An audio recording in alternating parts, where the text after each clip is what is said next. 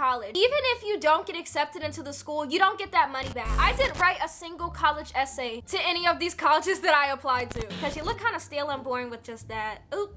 I said what I said. I've seen people get free rides to schools and hate it there, and they would rather pay money to a school that feels like home than get a free ride.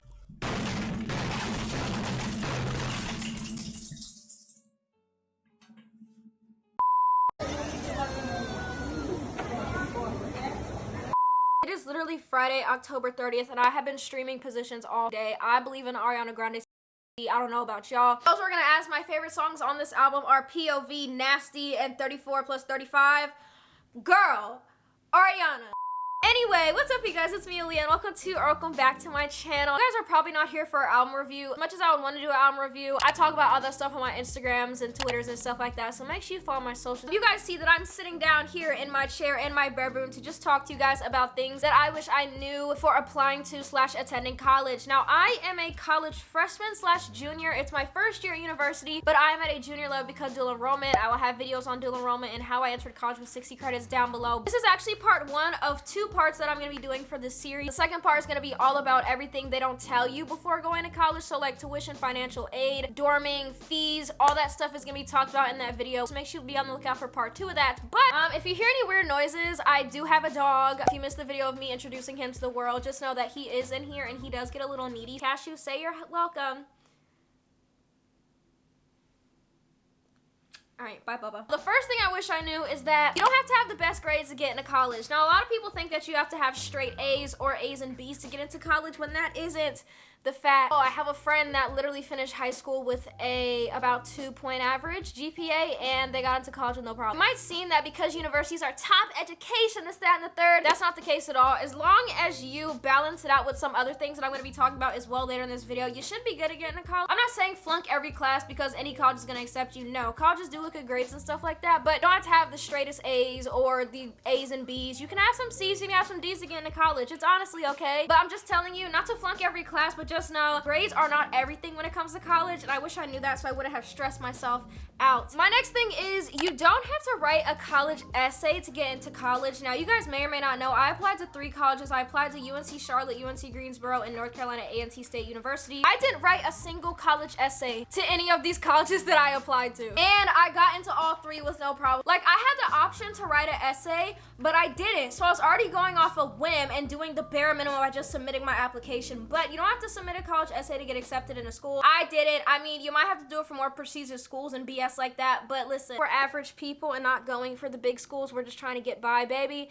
Don't write that college essay if it's not good. Let your grades and extracurriculars speak for itself. Now, this goes on to my next point, which is actually pretty important. A lot of people look over it. Extracurriculars plus mediocre grades has a better chance of getting accepted than straight A's and no extracurriculars. I personally knew this, but I just want to keep reiterating it to y'all because I feel like people don't hear that enough. Colleges like to see that you did stuff outside of school, and if you get A's, B's, C's with extracurriculars, they like to see those higher if-ish grades with extracurriculars because that means you had a life outside of school. And if your grades are A's and B's, maybe a couple C's, they like to see that you stayed on top of your schoolwork while also being busy. Anybody can get straight A's if they wanted to with no extracurriculars because you have no distractions, you have no club meetings, you don't have any outside life because you look kind of stale and boring with just that. Oop. I said what I said. I always did extracurriculars outside of school, even if it was just at least 1 per high school year, just to keep it flowing. You don't have to have like 10,000 extracurriculars, but 1 or 2 a year I say is a good amount. Something I definitely did not know before applying to college was that colleges actually charge you a fee to apply to college unless you have a fee waiver. Now, a fee waiver obviously waives these fees, but if you don't have one of those, you have to pay to apply to college. Cut the cameras. Deadass. I had to pay my fee for UNC Greensboro and UNC Charlotte. I think one was $80 and one was $75 to apply. Even if you don't get accepted into the school, you don't get that money back. They keep it. Gotta love the university scamming system, folks. My next tip is college tours are absolute BS. If you want to really learn about the school, ask students or previous people who have been to that school. I say this simply because my school, UNC Greensboro, although our college tour was nice, all they showed us were the highlights and the really pretty things and saying like, oh, our library is such and such old. Oh, we have this sponsor paying for this. That's not what school is. If you really want the tea on a university or college, ask the students. I know some of you seniors and juniors either have connects or Instagram where you could literally really look up your school that you're going to and see who's an alumni there and stuff like that. Best option for learning more about your campus and what student life is like and dorming and the food. The food is where they really get you. If you're not really into talking to people, definitely watch vlogs on people who go to the college. Watching vlogs of people who attend certain colleges, especially those who live on campus, will give you the summary of what it's really like to go to that school. I wish I had done that because that would be even more material and give me such a better insight on what it really was like to be a student here at UNCG at the time. And you can always find their social medias and ask them questions what it's like, you know, if you want to do all that. My next tip is choose your school based on 1, what feels like home, and 2, how good your program is for your major. And make sure you don't choose your school based on the best financial aid and scholarship opportunities, because I say this simply because a lot of people choose their college based off which has the best financial aid, who has the best financial aid packages. I've seen people get free rides to schools and hate it there, and they would rather pay money to a school that feels like home than get a free ride and be a miserable student at a school that gives them a free ride. I say this because I am in fact one of those people. Although I love UNC Greensboro, I kind of wish I had chose a school in a more populated area in a city that had more opportunities for me, because if you don't know, I'm a communications major and I'm picking up a media studies minor next semester. And just out here in Greensboro, there's really not much opportunity for my major / job potential and career path, or not really much opportunity for my social media job, which I do full-time as well. Also look at the area. That also depends on when it comes to picking your college. My next tip is do not try to file your FAFSA the day it opens or the night it opens. You're gonna be sitting there looking at a crash screen. FAFSA, FAFSA, I don't know how say it. I say FAFSA. I don't care how it's spelled. That's how everybody says it. That's how it's gonna be said. I filed my first FAFSA my senior year, and the thing opens at like midnight or 3 a.m. depending on where you're living at. The website was crashed and down for I think 2 days last year, and honestly, I haven't even filed my FAFSA yet. I have until January to file it, but the sooner the better you do it is also a point that I say, but just don't try to do it the night of, please. You are gonna be sitting there dumbfounded. And if it's your first time filing a FAFSA, and you're first gen, I'm praying for you. Shirley! My next tip is it's okay to go into college not knowing what you want to do / what you want to major in, because girl, you are literally 17, 18, some of you 19 years old. It doesn't matter when you go to college as well. I'm just kind of basing it off the general timeline of what people expect of us teenagers when we go into college, but it's okay not to know like what you want to do. Like, I still don't know what I'm going to do. I know my major, but like I don't know what I want to do with my major and degree. And who gives a damn? Like that's what we're trying to figure out. I don't know why they send us into college trying to think that we have everything figured out and we have everything just figured out what we want to do at 17, 18. Baby, our frontal lobes aren't even developed. What makes you think I have a career choice and what I want to do fully planned out at 17, 18, 19 years old? So another tip that I'm trying to learn myself is that degrees do not have to be completed in the normal time frame. So if you don't know, there's degrees in like certain time frames in which they should be done. So like an associate's degree is 2 years, a bachelor's is 4, a master's is 6, and a doctorate is 8. And you don't have to finish that shit within the time span. If you need to take a semester off, take a semester off. If honestly the course load is too much for you this semester and you're taking 5, 6 classes and you want to bring it down to 3 or 4 for your mental health and your well-being, sure, you might be in school a little longer, but girl, you might as well space it out in a way that you can handle it, even though it might take a little longer than the average to finish a degree. You should be able to finish it and be happy and feel like you have more stuff down the road for you instead of finishing it in the average time or even shorter and feeling burnt out and not knowing what to do with yourself after. It's okay to take time from school. It's okay to not finish in the average time. Like, it's normal. It's okay. Okay, another thing I wish I knew was gap years are okay. Something in my gut told me to take a gap year, but my family and friends persuaded me, oh my God, don't take a gap year. The sooner you start, the sooner you'll finish. Yeah, now look at us. If you want to take a gap year, take a gap year. If you want to take a semester off, take a semester off. School will always be there for you.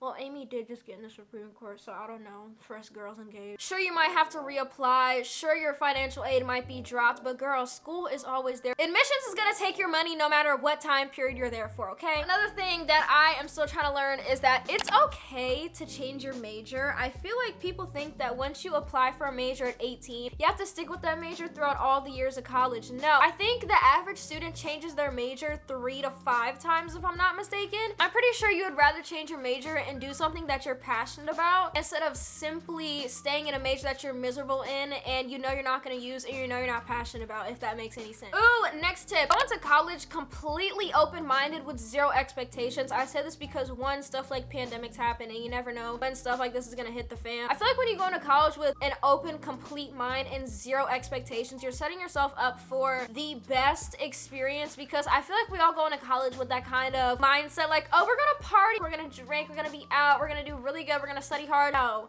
don't expect anything. Don't expect anything from the movies. Don't expect anything from the shows. Don't expect anything from based off other people's experiences. You're gonna have your special college experience that's different from everybody else's. Yeah, you guys might have some commonalities.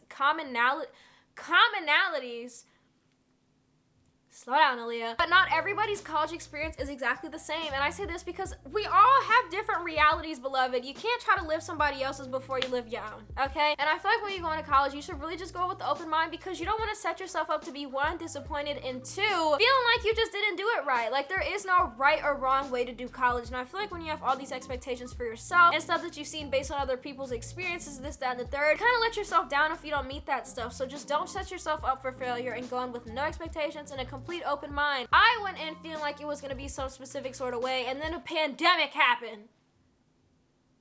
Boy, was I humbled. College doesn't wait for anybody. Everything in college is so fast-paced. It's kind of scary because it's like no matter how hard you work or how much you keep up, it kind of lets you know like, hey, with or without you, they're gonna move on without you. They're gonna do their thing without you. They're gonna go through the chapter without you. In high school, they always tell you like, oh my God, when you're falling behind, just ask your professors, this, that, and the third. They're just there to teach the material, not play pick-me-up and catch up with their students, and it really does show. Okay, my next tip is apply to at least 3 colleges. First school should be the school that you want to attend, your first choice. Second school should be a backup choice that you wouldn't mind being in, but you wouldn't like as much as the first one. Your third one should be a safety school, which means that if you get denied the first 2, you know you can get into this one. So for me personally, UNCG was my first choice. UNC Charlotte was my safety school, and NC was my second choice after UNC Greensboro. Because it seems like the thing now is you apply to one school and hope for the best. Don't do that to yourself. And also when it comes to college applications, do not apply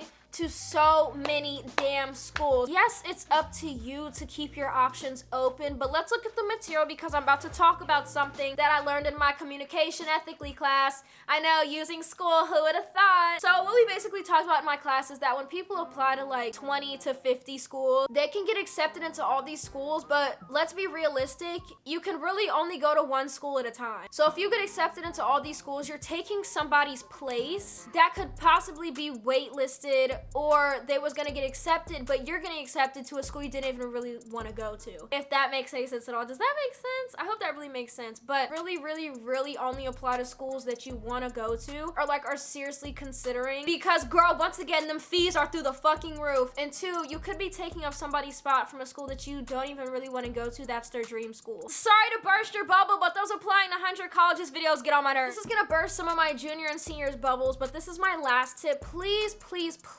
let me read it for you. Please start researching colleges and deadlines at the beginning of senior year, maybe even junior year, not college application time. I'm saying this because when I was a senior, I was just kind of going through the punches. Like honestly, I was just going, not giving a damn about anything. But when it came to college app season, which is usually late September, early October, when people start submitting their applications, it was a hot mess. I was fumbling, I was coughing up money I didn't know I was gonna cough up for fees. I was just looking at stuff and just kind of rolling stuff in the punches, turning stuff in the day before it was due when it comes to applications, and that's not the way you want to do it, because that's when it comes stressful. When you go back to school in early September or late August, or whenever you go back to school, shit, even maybe junior year, you could check out that. You need to start looking for these deadlines, because colleges have a tendency to keep the same deadlines around the same amount of time. If you ask me personally, that's what I've noticed. So if you start looking at these deadlines early, you can kind of start planning whether you're going to write a college essay, how early you're going to apply, if you're going to be doing the certain deadlines like early action or early decision and stuff like that. I just say start looking at your deadlines early. Don't be a dumbass like me and get all stressed out and complain about how stressful applying to college was when it was literally your fault / my fault for waiting to the last minute to see when the deadlines were. So guys, that's it for today's video. Hope you guys enjoyed the little sit down college video. If you're tired of college, girl, I'm capitalizing off the $1,000 that we're paying for me to get a mediocre education, okay? I'm gonna exploit my college experience as much as I can, especially if it helps you guys. That being said, make sure you guys give this video a thumbs up and subscribe down below if you haven't already. Make sure you guys follow my socials. That includes my Instagrams, Twitter, Spotify, Pinterest. It's all linked down below for your love and leisure. Make sure you guys comment anything down below that you want to know about college that they don't teach you about in school. So tuition, dorming, transportation, meal plan, stuff like that. I can add it to my video outline for when that part 2 of that video comes out. But with that being said, guys, thank you so much again for watching today's video. Hope you guys enjoyed it, and I can't see you guys in the next one. Stay cool. Bye, guys.